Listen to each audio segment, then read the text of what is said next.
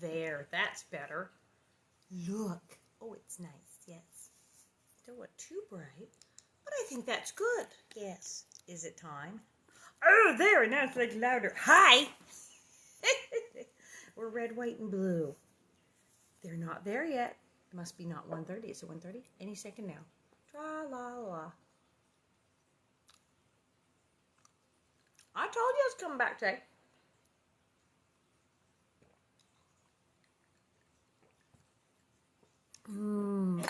I like cheese. Do I have goldfish? I have goldfish. It's Memorial Day. It's a holiday. I have other holidays. What holidays is it today? I wonder. Tra-la-la-la-la. Vienna. Good heavens.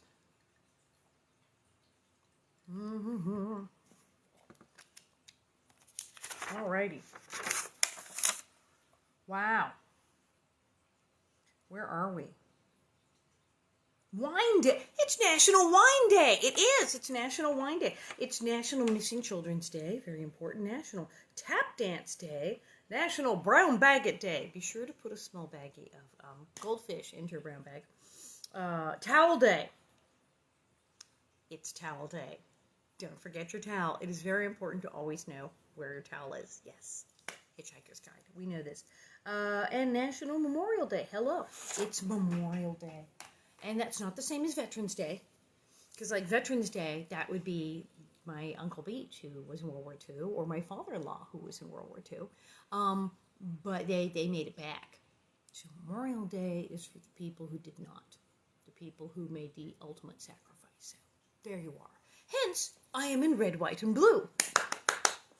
And we reading. So it's also a big day for like barbecuing and stuff. And got a little Weber grill, and chicken, and what did I get? I got like cherry tomatoes and bell peppers and mushrooms and pineapple and stuff like that. I'm gonna make kebabs and grill some of those big, you know, those ones are not scallions, they're real green onions. The Mexican ones are huge. Grill some of those, make a little rice. It'll be amazing. It'll be fantastic. So we're almost at the end of By the Shores of Silver Lake, which I believe means the long winters after this. I think it's the long winter after this. Is it the long winter after this? Because remember, we're gonna, Dean Butler gonna be back soon. Tra-la-la-la-la-la. Yes, long winter's coming. But this is still By the Shores of Silver. They finally had a good winter. They had a winter where they had food and heat and didn't freeze to death. In fact, other people were begging to sleep in their house. Other homesteaders who were coming out to the claim office, which is down the road from them, were coming in the night, and it was very cold, and so they were letting them in. And then Pa let so many of them in. Ma said, "This is crazy. I can't make all this dinner and do all these dishes." So she made Laura do the dishes. She made the food. Mr. and Mrs. Bose came over, and then Pa started charging them 25 cents to sleep there and 25 cents a meal. And there were like 40 freaking people in the house. It was amazing. So now they finally got together. Pa finally, what's it been? Year and a half he's been stalling? Finally did go to the claim office and get that homestead claim. He did it. He got the one he wanted. And the only reason he got the one he wanted was Mr. Edwards showed up and actually started a fight to create a distraction.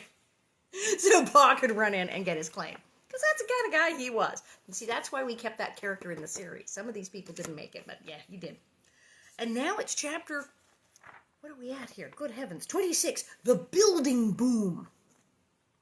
Oh yes, because they're actually building the town. It's going to be DeSmet, and DeSmet is there, but there was nothing. It didn't exist. In fact, they had a thought that he mentioned. They're naming the town. They just come up with the name. So, there was no time for a good long talk with Pa. Already the sunshine from the western window slanted far across the floor, and Ma said, "We must be getting supper. The men will be here soon." "What men?" Pa asked. "Oh, wait, Ma, please. I want to show him," Laura begged. "It's a surprise, Pa." Now, Pa is usually the one inviting people over. He's like, "Wait, what man? What? Oh, my.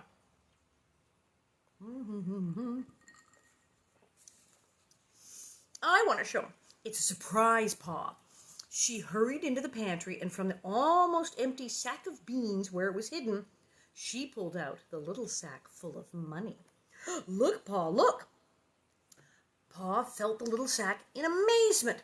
He looked at their faces all shining with smiles. "Caroline, what have you girls been up to?" It's not that kind of a book, so we know what they've been up to. Look inside, Pa, Laura cried. She could not wait while he untied a little sack. $15.25. Oh, that's a lot of money. Ma's been charging. And she had those other guys come by who needed to stay for like the week because they were building the town. And they said, so she just said, okay, well, hand it over. And they did. I'll be jiggered, Pa said, which was probably almost in questionable taste, borderline swearing in the 1870s. He said, I'll be jiggered. And I bet Ma probably told him to stop saying that in front of the children, because really, I'll be jiggered. It was a lot of money. Then while Laura and Ma started to get supper, they told him all that had happened while he was away. Before they'd finished talking, another wagon pulled up at the door. There were 7 strangers at supper that night, another $1.75. And now that Pa was at home, the strangers could sleep on the floor around the stove. Laura did not care how many dishes she washed, nor how sleepy and tired she was. Pa and Ma were getting rich, and she was helping. They're like the Olesons. They're charging. In the morning, she was surprised. There was hardly time to talk. So many men were there for breakfast. She could hardly wash the dishes fast enough. And when at last she could empty the dishpan and hang it up, there was hardly time to sweep and scrub the muddy floor before she must begin peeling potatoes for dinner. She had only a glimpse of the sunny, cold, blue and white and brown March day outdoors while she emptied the dishpan, and she saw Pa driving a load of lumber toward the town site. What on earth is Pa doing? She asked Ma. He's putting up a building on the town site, said Ma. Who for? Laura asked, beginning to sweep. Her fingers were shrunken in ridges from being so long in the dishwater. It's like working in a restaurant here. For whom, Laura? Ma corrected her. For who? For whom? For himself. And she tugged through the doorway an armful of bedding that she was taking outdoors to air. I would think it would need airing. How many people sleep in there? I thought we were going to move to the claim, Laura said when Ma came in. We have 6 months before we must build on the homestead, said Ma. Lots in town are going so fast, your Pa thinks he can make money by building on one. He's using the lumber from the railroad shanties and putting up a store building to sell. Oh, Ma, isn't it wonderful all the money we're making? Laura said, sweeping vigorously while Ma gathered another armful of bedding.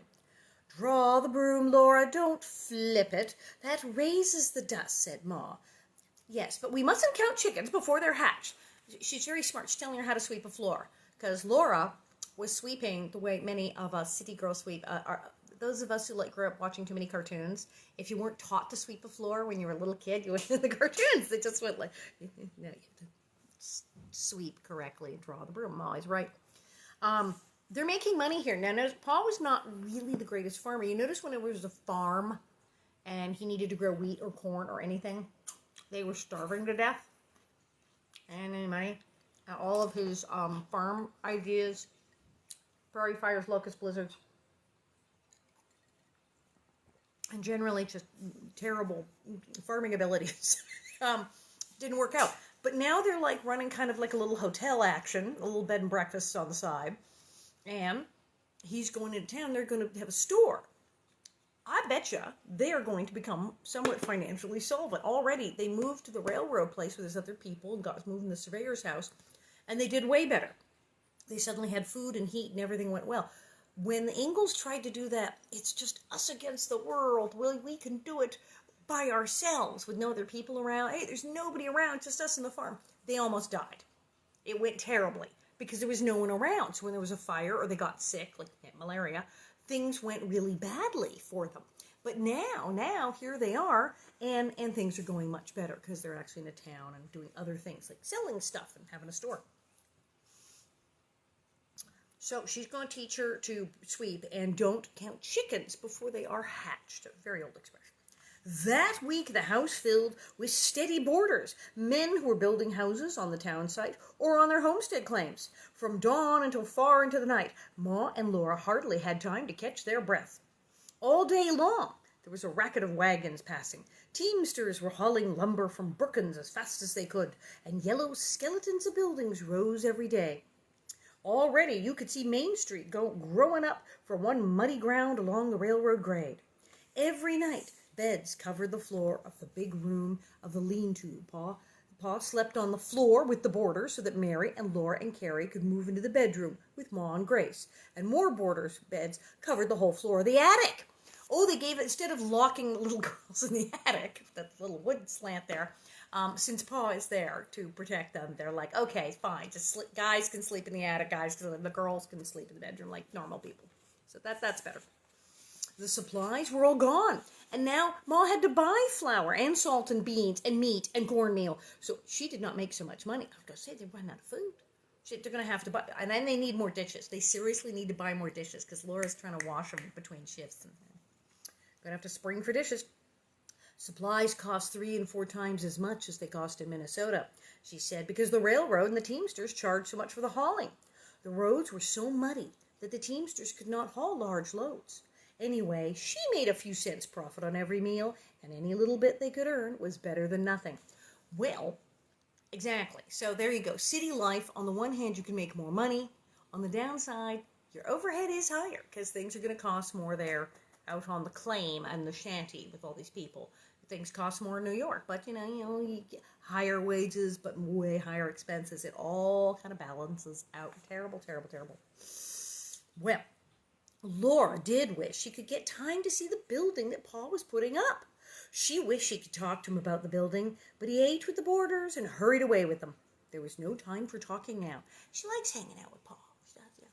And she's a construction junkie. Remember she went and watched the grading? They had like that entire chapter about, and then they plowed it, and then they scraped it, and then they plowed it some more, and then it was a grade. It was like, why are we reading this? She's an engineering freak. She likes all the building. Suddenly, there on the brown prairie, where nothing had been before, was the town. In 2 weeks, all along Main Street, the unpainted new buildings pushed up their thin false fronts 2 stories high and square on top. Behind the false fronts, the buildings squatted under the partly shingled sloping roofs. Strangers were already living there. Smoke blew gray from the stovepipes, and glass windows glinted in the sunshine. One day, Laura heard a man say, through the clattering at the dinner table, that he was putting up a hotel.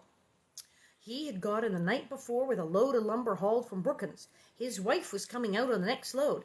We'll be doing business within a week, he said. Glad to hear it, sir, Pa said. What this town needs is a hotel. You'll be doing a land office business as quick as you can get started. Darn tootin', he knows, because they're all staying at his house. If the hotel only got the people who stayed at the Ingalls, they'd be full. And if they started getting the other people who now said, oh, a hotel. No, I didn't want to sleep, on the Ingalls floor. That seemed weird, but I'll stay in a hotel. A land office business. And what does he mean? Well, we saw what happened at the land office with the Claves. Land office business, big business. Very good. Yay. As suddenly as the hurry had begun, it ended. One evening, Pa and Ma and Laura and Mary and Carrie and Grace sat down to supper. No one else was there. Around them was their own house again. No one else was in it. A beautiful quiet was there, peaceful and cool, like the silence when a blizzard stops, or the restfulness of rain after a long fever of drought. Well, I would think they've been having 15, 20 people a night crashing there. I declare I didn't know I was so tired, Ma sighed peacefully. I'm glad you and the girls are through working for strangers, said Pa. They did not talk much. It was so pleasant to eat supper again alone. Laura and I counted up, said Ma. We made over $40. Okay, that's like a huge amount of money. $42.50, said Laura. We'll put it aside and hang on to it if we can, said Pa. If they could save it, Laura thought, it would be that much toward sending Mary to college. Could do it.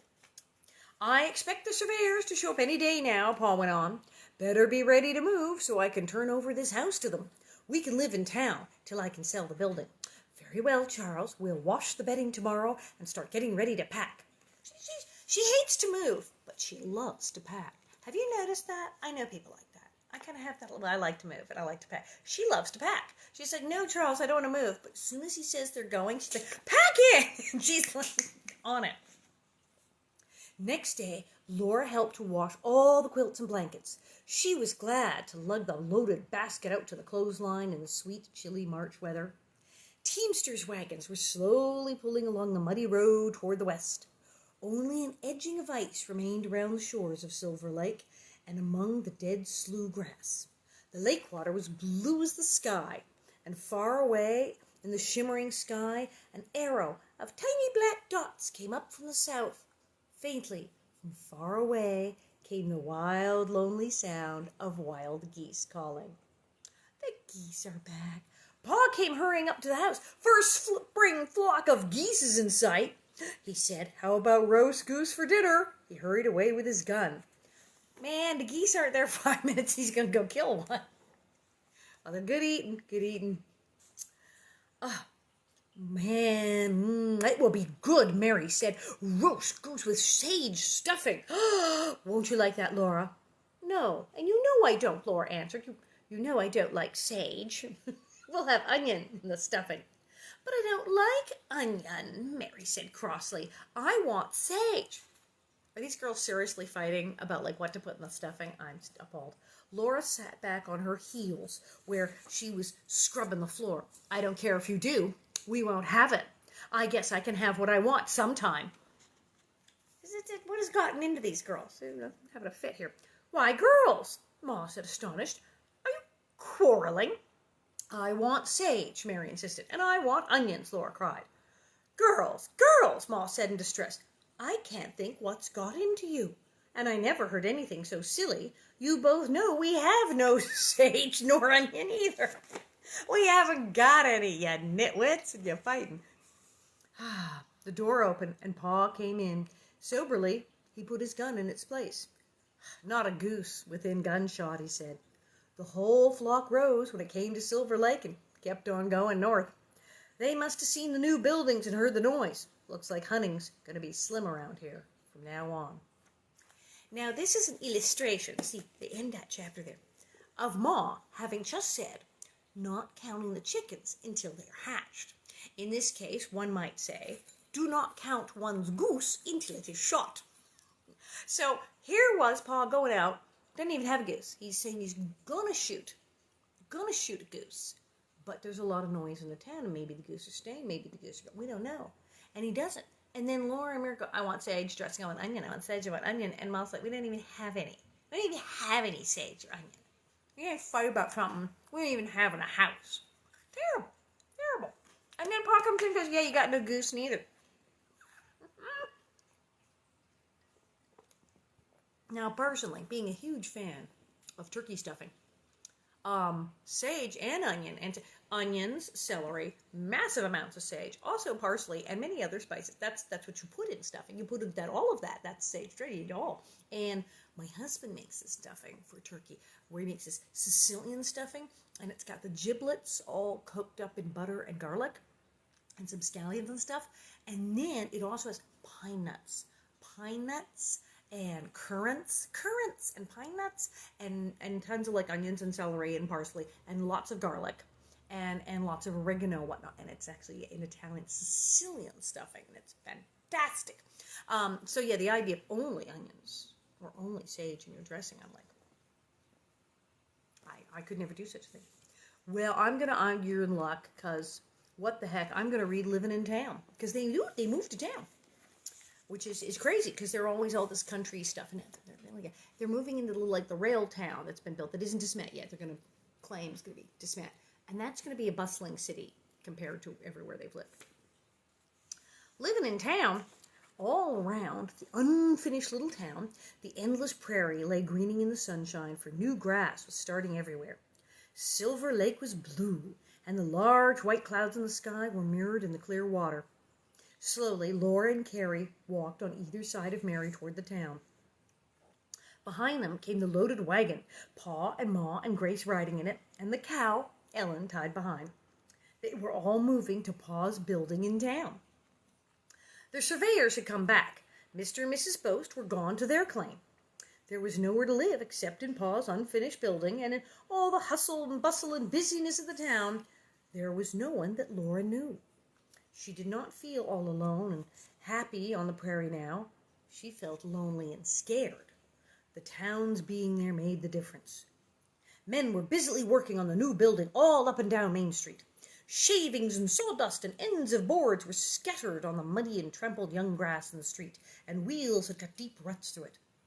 Through the frames of the buildings that did not have siding on yet, and down alleys between the buildings, and beyond both ends of the street, the clean green prairie rippled far away and quiet under the clear sky. But the town was troubled and noisy, with rasping saws and pounding hammers and the thud of boxes and sharp crash of boards unloaded from wagons and men loudly talking. I like that sound. Yeah, sound of a city getting built. I like it. Now, if I'm not mistaken, I'm seeing Pa, we got shoveling snow while the girls are in bed. I think Pa Way did not finish this house. I think they're about to have a little trouble with that. Looks a little scary. He's shoveling and they're indoors. Okay. The surveyors had come back. Mr. and Mrs. Boast were gone to their claim. So we did that. Sorry, I did. Turn the page. Keep your finger on the page, dummy. I mean, you know what you're doing. So I'm digging this city with the wagons and the thing and the boards and the smell of fresh wood when they were building what our set of Walnut Grove. All that fresh cut lumber and the hammering and it was great. I love the smell of all that fresh cut lumber and stuff. Timidly, Laura and Carrie waited to let Pa's wagon come up, and they led Mary along beside it until they came to the corner where Pa's building was. The tall false fronts loomed up, cutting off half the sky. Pa's building had a front door with a glass window at each side. The door opened into one long room. Far at its other end was a back door, and near the side window. The floor was wide boards, and the walls were boards with daylight coming through the cracks and knotholes. That was all. Well, it sounds like it was a snow. The snow's going to come in, but it's spring. Are they going to get snow again? Wait, the geese just came. So is it going to be snow? What is he shoveling? Sandstorm? No. Is it a sandstorm? I don't know. But he's got cracks in the walls, and it's all going to come through. So he's got it's a shop. It's a shop. That's why it's a long bill. It's not a house. So they're like sleeping in the back of the store. The high fronts, yeah, that's that thing where you've seen the Western movies where they'll have a high. It's like a 2-story thing, so there's a big sign on top, saloon, but the building is only 1 story high. Yeah, that makes sense. Well, I don't know about this place. And sure enough, this place isn't very warm nor tight, Caroline, Pa said. I haven't had time to put on the siding, nor to seal the inside, and there's no cornice under the eaves to cover that big crack, but we'll lie warm enough now that spring has come, and I'll soon get the building finished. Pa and the procrastination. That's going to be a problem again. You must build a stair so we can get into the loft, said Ma. Now, I shall just stretch a curtain across to make 2 rooms, so we will have a place to sleep until you can put up a partition. Warm as this weather is, we don't need siding and ceiling. So she's saying, well, we'll just make smaller rooms with the sheets. You'll put up some walls. That'll be less to heat. We'll go in the attic. We'll make it work. But she's like, dude, ladder to the attic, anything? Hello? So Pa put Ellen and the horses in a small stable at the back of the lot. Then he set up the stove and stretched a rope for Ma's curtain. Ma hung sheets on it while Laura helped Pa set up the bedstead. Then Carrie helped her make the beds while Mary amused Grace, and Ma got supper. The lamplight shone on the white curtain while they ate, but the end of the long room was shadowy, and the chilly air coming through all the cracks made the lamp flicker and the curtain move. There was too much empty space in that building, but all the time Laura felt that strangers were close outside it. Lamplight shone out of strangers' windows. Footsteps passed with a lantern, and voices were talking, though she could not hear the words. Even when the night was still, she felt crowded by so many other people so near. She lay in bed with Mary in the dark and airy room and stared at the vague white curtain and listened to the stillness and felt trapped in the town. She didn't like all those neighbors. She didn't like all those people next door. Sometime in the night, she dreamed of wolves howling. Oh, not again. But she was in bed, and the howling was only the wind. That's the nice thing about town. It's rough, but you probably won't get eaten by wolves. She was cold. She was too cold to wake up. The covers seemed very thin. She snuggled closer to Mary and burrowed her cold head under the thin covers. In her sleep, she was tight and shivering until finally she grew cozily warm. The next she knew, she heard Pa singing, "Oh, I am as happy as a big sunflower that nods and bends in the breeze, and my heart is as light as the wind that blows the leaves from off the trees." I think Pa has, lost his mind. Okay. Laura opened one eye and peeked from under the covers. Snow fell softly onto her face. A great lot of snow. "Wait, what? Ow," she said. "Lie still, Laura," said Pa. "All you girls, lie still. I'll shovel you out in a minute." Wait, what? Soon as I get this fire started and the snow off of Ma. Oops. Good one, Pa. Laura heard the stove lids clatter. She heard the scratch of a match and the crackle of burning kindling. She did not stir. The covers were heavy over her. She was warm as toast. Because you're in a snowbank. You're under the blankets and you're buried in snow. Now, they should have kept that stove going all night. I don't know what. Usually that would have kept the place reasonably warm, but didn't even have the stove going. Terrible. Soon, Pa came in behind the curtain. "There's a good foot of snow on these beds," he exclaimed, "but I'll have it off in 3 jerks of a lamb's tail. Lie still now, girls." He is literally shoveling the snow off of their beds. I'm dying. It's hilarious. Laura and Mary lay perfectly still while Pa shoveled the snow off of the covers, and the cold came through them. Well, that would be... It's just a big metal shovel. Yeah, don't move. Ow. They lay shivering and watching. With his shovel, he took the snow off Carrie and Grace. Then he went to the stable to shovel out Ellen and the horses. "Get up, girls," Ma called. "Bring your clothes and dress by the fire." Yeah, no kidding. Laura jumped out of the warm bed and grabbed her clothes from the chair where she had laid them the night before. She shook the snow off them and ran barefoot over snow scattered on the cold floor to the stove beyond the curtain. As she ran, she said, "Wait, Mary, I'll come back in a minute and shake the snow off her clothes." She shook out her petticoats and her dress so quickly, the snow had no time to melt on them. Quickly, she shook her stockings and emptied the snow from her shoes and put them on. Imagine getting up in the morning and having to dump the snow out of your shoes to get dressed. That's terrible, terrible. She hurried so fast that when she was dressed, she was quite warm. Then she shook the snow from Mary's clothes and helped her quickly to the warmth that the oven gave out. Carrie came running with little squeals and jumps. "Oh, the snow burns my feet," she said, laughing, though her teeth chattered from cold. It was so exciting to wake up in a snowdrift that she wouldn't wait in bed until Laura could shake her clothes. Laura helped button her up, and then they put on their coats. Poor little things. And with the stove, with the stove shovel, the little tiny shovel, the stove shovel and the broom, they scooped and swept back the snow into piles in the far corners of the long room. Yeah, they got the dustpan and the snow lay in piles and drifts all along the street. Every lumber pile was a mountain of snow, and from the drifts the bare timbers of unfinished buildings stuck up thin and yellow. The sun was up, and all the slopes of snow were rosy and all the hollows blue. That's pretty. Through every crack the air came in as cold as ice. Ma warmed her shawl by the fire, wrapped in it snugly around Grace, and brought her to Mary in the rocking chair, pulled close to the oven. The hot stove made the air fairly warm all around it. Ma, this is hysterical. Ma set the table almost against the stove, and breakfast was ready when Pa came back. She made breakfast. Hi, we're all freezing to death, but let me make you breakfast. Snow in the house.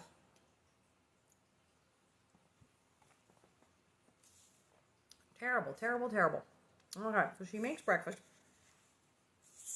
"This building's a pretty good sieve," Pa said. "Snow blew through every crack and in under the eaves. That was a genuine blizzard while it lasted."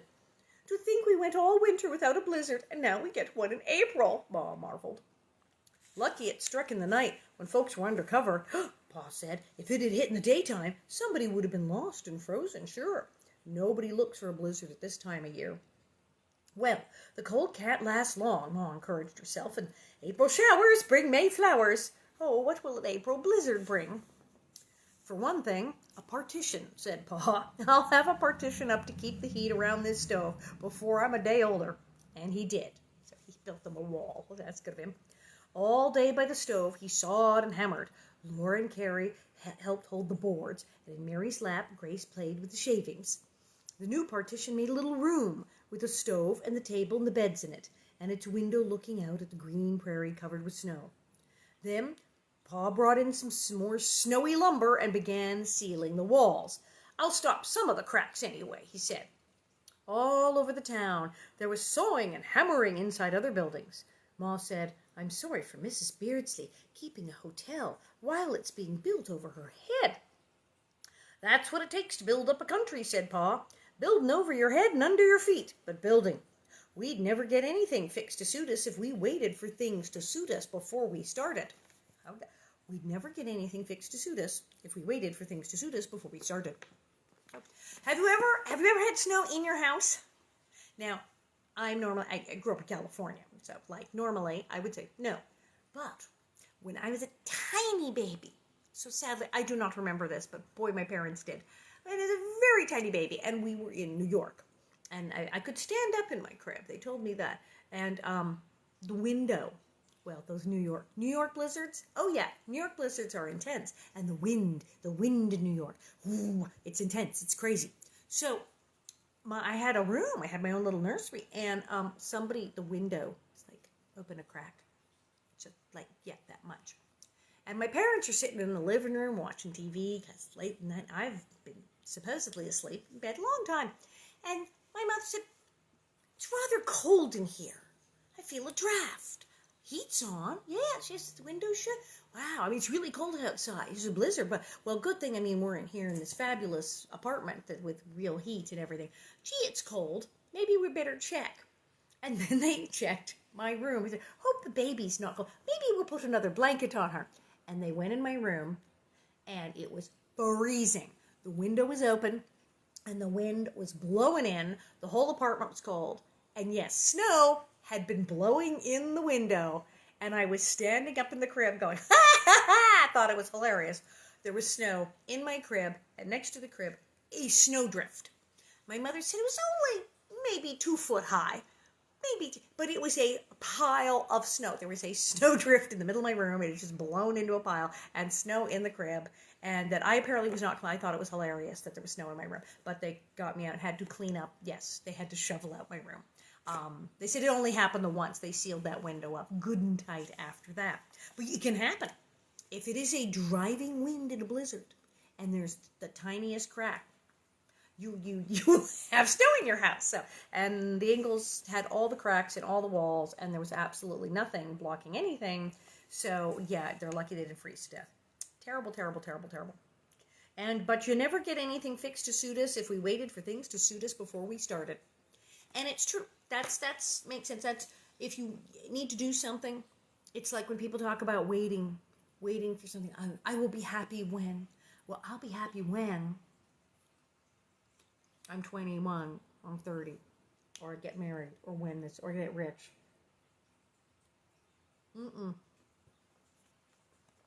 I'll be happy when this happens. I'll be happy when I get there. Well, we'd never get anything fixed to suit us if we waited for things to suit us before we started. Start where you are. That's it. There you go. Build where you are. He is right about that. In a few days, the snow was gone, and spring came back again. The wind from the prairie brought a smell of damp ground and young grass. The sun rose earlier every day, and faintly all day the blue sky clanged with the wild birds' calls. Oh, great. High in the sky, Laura could see them flying, flock after flock, dark and small in the shimmering air. They did not gather thickly any more on Silver Lake. Only a few very tired flocks settled late after sunset in the sloughs and rose to the sky again before the sun rose. Wild birds did not like the town full of people, and neither did Laura. Well, that's true. The lake was in the middle of nowhere, so... Well, wolves, we saw wolves, buffalo wolves, giant buffalo wolves, and geese and ducks and everything would zero in on because nobody was around. There was nothing. Nobody was going to shoot them. There were hardly any other animals. But now there's a whole town. Yay, you bet they're going to go up the road where there's no people. She thought, I would rather be out on the prairie with the grass and the birds and Pa's fiddle. Yes, even with wolves, I would rather be anywhere in this muddy, cluttered, noisy town, crowded by strange people. And she said, Pa, When are we going to move to the homestead? Soon as I sell this building, said Pa. Not going to be there a while. More and more wagons came in every day. Teams and wagons pulled along the muddy street past the windows. All day there was the noise of hammers and boots and voices.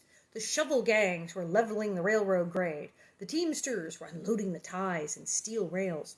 In the evenings, they were loudly drinking in the saloons. Oh, they got more than one. They got saloons. Oh, Ma will not approve. Carrie liked the town. She's like me. She wanted to go out into it and see everything, and for hours she stood looking out the windows.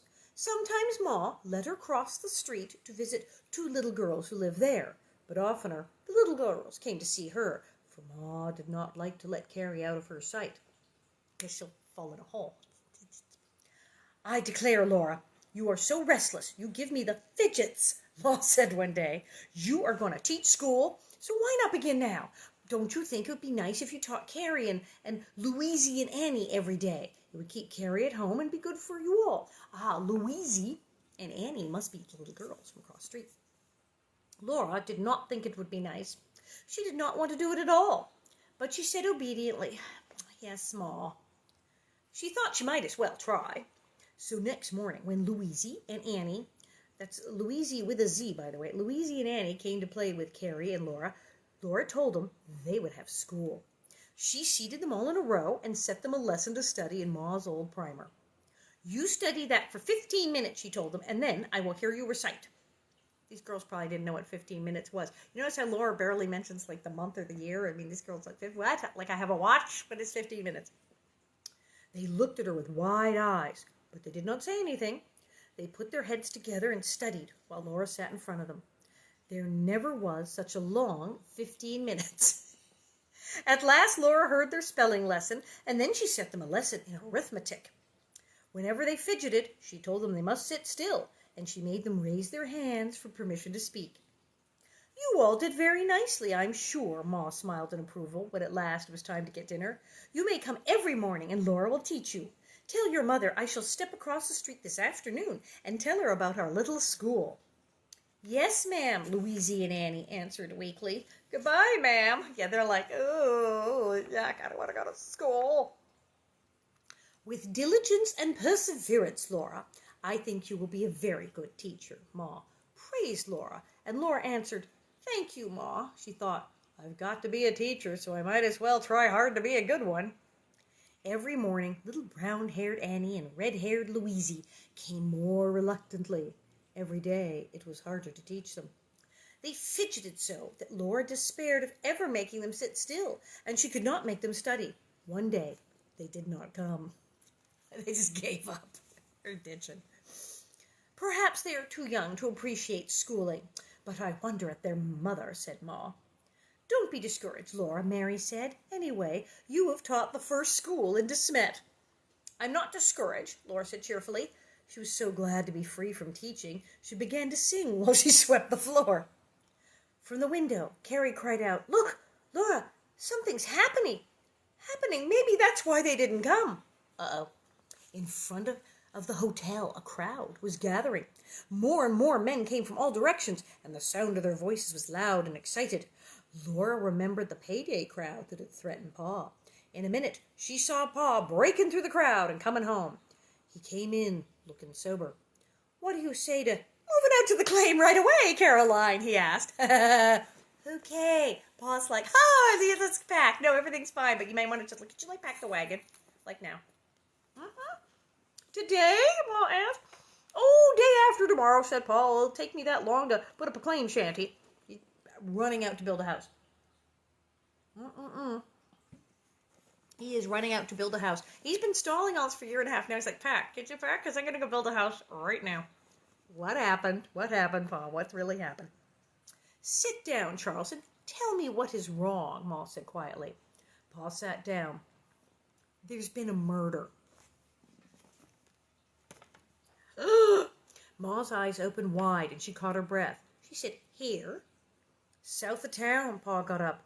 A claim jumper killed Hunter. He used to work on the grade. He drove out yesterday to his homestead, he and his father. When they drove up to his claim shanty, a man opened the door and looked out at them. Hunter asked him what he was doing there, and he shot Hunter dead. He tried to shoot the old man, but he whipped up the team and got away. Neither one of them had a gun.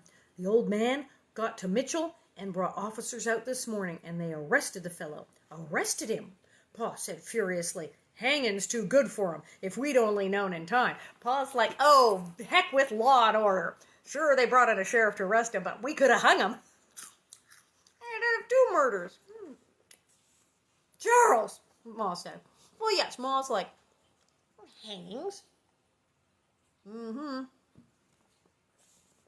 Well, said Pa, I think we'd better get onto our claim before somebody jumps it. No kidding. So do I, Ma agreed. We will move as soon as you can put up any kind of shelter.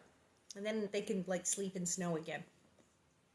Fix me up a snack to eat, and I'll start now, said Pa. I'll go get a load of lumber and a man to help and put up the shanty this afternoon. We'll move tomorrow. I guess so. That's it. And they do. Well, tomorrow, Tuesday, we will read Moving Day, and perhaps even The Shanty on the Claim. And it'll be awesome. So, yes, this is how, if you follow the royal history of Laura, they got from the fabulous Walnut Grove in Minnesota out to De Smet, South Dakota. And there's a little house, town, and museum at Walnut Grove. And there's a little house, museum, town thing in De Smet. And now you see, and there was, of course, Burr Oak, Iowa, which, nobody's mentioned in books yet. And Independence, Kansas, which we did. And that's why there's all these little places. We set the TV show in Walnut Grove because, oh, look, Reverend Dalton and Miss Beadle in a town, and a church and a school. So you could have stuff.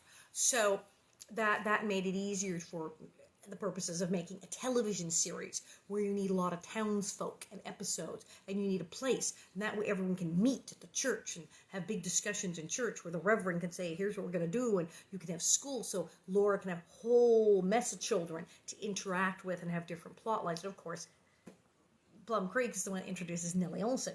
And that's like, yes, an antagonist. And then in the Olesons, there's no Mrs. Olson, hardly any Mrs. Olson mentioned in the book. It's all Mr. Olson. But Mrs. Olson, having Mrs. Olson be there and be just awful. So you have the Nellie and the Mrs. Olsons. You have a villain, and you have scary people, and you have all of this happening, and a doctor, and a mill, and a school teacher, and a reverend. So that really lends itself to a television show. So that made sense. And although Mr. Edwards was long gone and doesn't pop up until this book and then disappears again, they like that character. That's a good character. We'll keep him in. In fact, we'll make him Paul's best friend. We'll have him there all the time. And then Johnny Johnson. Like I said, Johnny Johnson is in Plum Creek for 5.5 seconds, and he doesn't even speak English. Speaks Norwegian and herds cattle. But they went, oh, that's cute. What about a cute little boy, Johnny Johnson? And what if they were a little older and the girls thought he was adorable and had a crush? And we made that happen. And then Lars Hansen. Lars Hansen sells him that Saudi house in Plum Creek. He's gone by page 4. But, what if Lars? He sounds like a fun character. Let's have him have the mill in the town and be a regular, So it was sort of extrapolated, as one would say, built out of that book. But you notice there's little stories that kind of made it into the show. Occasional episodes you go, oh, that happened in that, that happened there. And, and then Mary went blind. Okay, so we pick and pull. And then remember when everybody in Walnut Grove moved to the completely made up place, Winoka. There's no Winoka. It's like Wakanda. It's like a completely fantasy. So Winoka forever. And they moved to Winoka. And it was a rough town, and there was a hotel and everything. So that's sort of like Burr Oak. And they're sort of doing that where they were having to deal with all these people's so elements from the book got in there. Of course, it didn't really work when we went back to Walnut Grove. There you go. But being a TV show, they would just make up characters and make up plot lines. There's episodes of Little House where everything that happened kind of happened on Bonanza. It's that was really good when we did it on Bonanza. So, yeah, TV, that's what happens. Because TV, you got to make a bunch of episodes. You got to crank out a whole new show every week for years. And you got to make stuff up. That's what TV is making stuff up. But they did base it on Laura and the books and her life. And what's really funky is they actually snuck in a couple things from Laura's life that she didn't even put in the books. Because they don't talk about, she just talked about in the books when the baby brother died. When Charles and Caroline had a little boy, was it Frederick Charles Ingalls, and he didn't make it. He got, well, you know, come on, they had malaria and they had scarlet fever and they had everything else. People got sick all the time. And it was very common. I mean, that's back in the day, you'd hear about people having so many kids because they didn't always make it. Children dying before the age of 5 was sadly extremely common in the 1800s. You couldn't just run out to the doctor and get drugs and antibiotics. It was like, you were just, oh well. So they lost a kid. And it's never been clear. People go, well, what did he die of? It was the 1800s. They don't know. In the 1800s, if your kid lived, they'd say, really, how'd that happen? So the poor child died, and Laura did not put it in the books. It was because, well, it was too upsetting, and the family never really fully, like, recovered. So it was like, yeah, we're not talking about, just did not talk about that. But it was a real story, and they knew about it, and it's in, you know, she talks about the Prairie Girl, the whole real autobiography. And in the show, we include the story when her parents had a little boy who died. And, well, of course, then we had Laura run away magically to a mountain, which is not in Minnesota, and meet Ernest Borgnine on the top of a mountain, who is apparently God. So, woo! But we included a thing that happened historically in Laura's life that didn't even get in the books. So now and again, Little House on the Prairie, the show, was like super duper accurate. They would do things, our wardrobe and hair people would look at the Sears catalogs from the 1800s and say, you can't wear this yet because that didn't come out yet. And, well, it came out, but only if, like, you were in New York, and you're not in New York, so you wouldn't have that. And they would do things that were, like, so accurate. And then they would just do crazy stuff and just kind of go, close enough. And we would just do the peanut butter. Yes, if you watch The Big Bang Theory, Sheldon has remarked on that and tormented poor Amy, who's a big Prairie fan, about the peanut butter. Peanut butter, it seems to have been invented, like it maybe existed in the late 1800s, but it was not commercially available. You didn't run out to the store and buy a jar of peanut butter until the early 20th century. That just was not a thing. And you notice she did, even though Laura at one point is eating a sandwich, oh, that was this peanut butter. She mentions peanut butter sandwiches in the show. Did you see jars of peanut butter in the mercantile?